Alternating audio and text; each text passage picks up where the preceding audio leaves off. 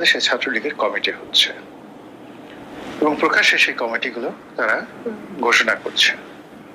কোনো কোনো ক্ষেত্রে সেই কমিটি গঠিত হওয়ার পরে সেই কমিটির যারা সদস্য তাদেরকে স্বাগত জানিয়ে তারা মিছিল করছে।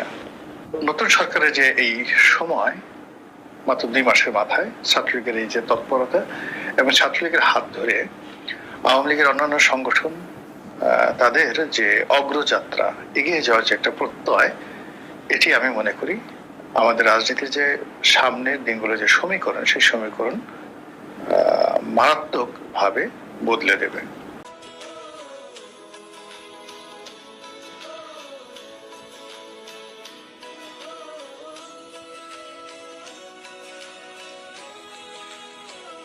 আল্লাহকে হাজির নাজির জেনে বলে যাচ্ছি, আগামী কয়েকদিন, কয়েক মাস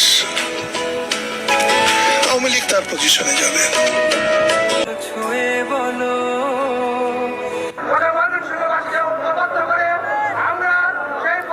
হাসিনাকে কোনোভাবে আর কোনোদিন ফ্যাসিস্ট বলবো না, আর যা বলি না বলি ফ্যাসিস্ট শব্দ হাসিনার জন্য আমার ডিকশনারি থেকে মুছে দিয়েছি আমি টোটালি।